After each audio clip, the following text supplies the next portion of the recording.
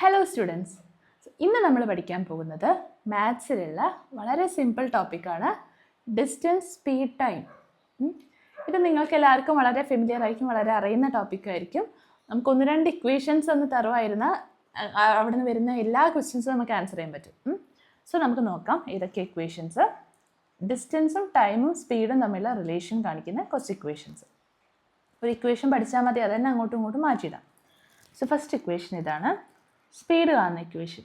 Speed is equal to distance by time.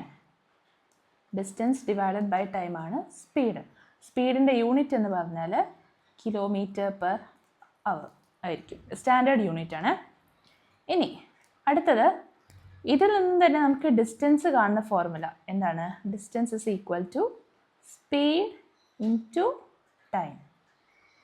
Okay, ഇതിൻ്റെ unit, standard unit kilometres ആണ് നമ്മൾ ഡിസ്റ്റൻസിൻ്റെ സ്റ്റാൻഡേർഡ് യൂണിറ്റ് പറയുന്നത്. ഇനി അടുത്തത് time. Time is equal to distance by speed.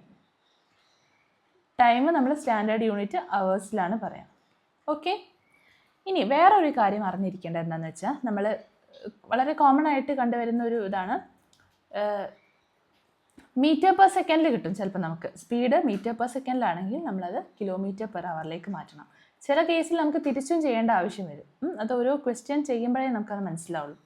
So അത് നിങ്ങൾ അറിഞ്ഞിരിക്കുക. സപ്പോസ് നമ്മൾ മീറ്റർ പെർ സെക്കൻഡിൽ നിന്നും കിലോമീറ്റർ പെർ അവറിലേക്ക് മാറ്റുകയാണെന്ന് വിചാരിക്കുക. അങ്ങനെയാണെങ്കിൽ നമ്മൾ ചെയ്യേണ്ടത്, അങ്ങനെ മാറ്റാനായി നമ്മൾ ചെയ്യേണ്ടത് മൾട്ടിപ്ലൈ ബൈ 18/5. 18/5 കൊണ്ട് മൾട്ടിപ്ലൈ ചെയ്യാം. ഇനി കിലോമീറ്റർ പെർ അവറിനെ മീറ്റർ പെർ സെക്കൻഡിലേക്ക് മാറ്റുകയാണെങ്കിൽ നമ്മൾ അതിനെ മൾട്ടിപ്ലൈ ചെയ്യേണ്ടത് മൾട്ടിപ്ലൈ ബൈ 5/18. ഓക്കെ, നിങ്ങൾ ആലോചിച്ചാൽ മതി. കിലോമീറ്റർ പെർ അവറിലേക്ക് മാറ്റണമെങ്കിൽ, കിലോമീറ്റർ ആണല്ലോ വലുത്, കിലോമീറ്റർ പെർ അവറിലേക്ക് മാറ്റണമെങ്കിൽ 18/5 കൊണ്ട്. പിന്നെ മീറ്റർ പെർ സെക്കൻഡ് മീറ്റർ ചെറുതാണല്ലോ, മീറ്റർ പെർ സെക്കൻഡിലേക്ക് മാറ്റണമെങ്കിൽ 5/18 കൊണ്ട് മൾട്ടിപ്ലൈ ചെയ്യുക. അങ്ങനെ ആലോചിച്ച് വെച്ചാൽ മതി. ഓക്കെ, ക്ലിയർ ആണല്ലോ? ഇത് വെച്ച് നമുക്ക് രണ്ട് സിമ്പിൾ ക്വസ്റ്റ്യൻസ് ആണ്. ഈ ഒരു ഏരിയയിൽ നിന്ന് പൊതുവെ വളരെ സിമ്പിൾ ക്വസ്റ്റ്യൻസ് ആണ് കണ്ടുവരുന്നത്. ഫസ്റ്റ് ക്വസ്റ്റ്യൻ ഇതാണ്. 30 കിലോമീറ്റർ പെർ അവർ വേഗതയിൽ സഞ്ചരിക്കുന്ന കാറിന് 120 കിലോമീറ്റർ സഞ്ചരിക്കാൻ എത്ര സമയം വേണം? സോ ഇവിടെ തന്നിരിക്കുന്ന ക്വാണ്ടിറ്റീസ് എന്തൊക്കെയാണെന്ന് എഴുതാം. സ്പീഡ് തന്നിട്ടുണ്ട്. Speed equal to 30 kilometre per hour. പിന്നെ തന്നിട്ടുള്ളത് ഡിസ്റ്റൻസ് ആണ്. Okay, distance is equal to 120 kilometres. നമുക്ക് കണ്ടുപിടിക്കേണ്ട സമയമാണ്, അതായത് ടൈമാണ് നമുക്ക് കാൽക്കുലേറ്റ് ചെയ്യേണ്ടത്. ടൈം ഇസ് ഈക്വൽ ടു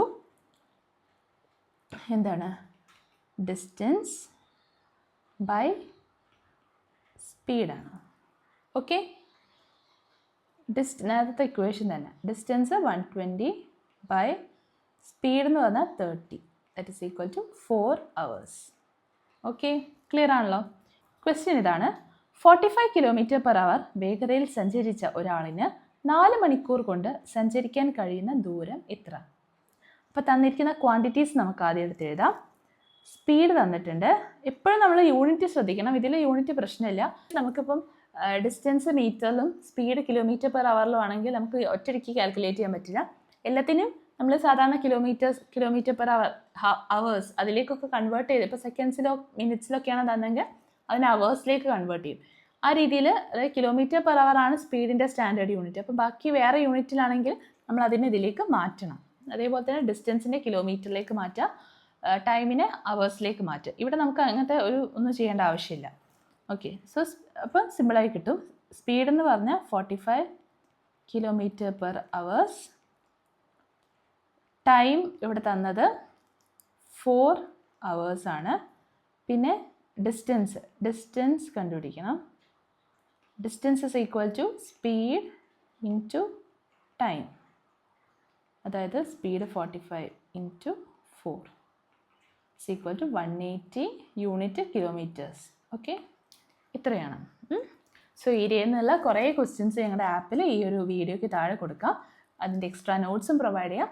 നിങ്ങൾ ഇതുവരെ ഞങ്ങളുടെ ആപ്പ് ഡൗൺലോഡ് ചെയ്തിട്ടില്ലെങ്കിൽ അതിൻ്റെ ലിങ്ക് കൊടുത്തിട്ടുണ്ട്, ഡൗൺലോഡ് ചെയ്ത് പഠിക്കാം. ഓക്കെ.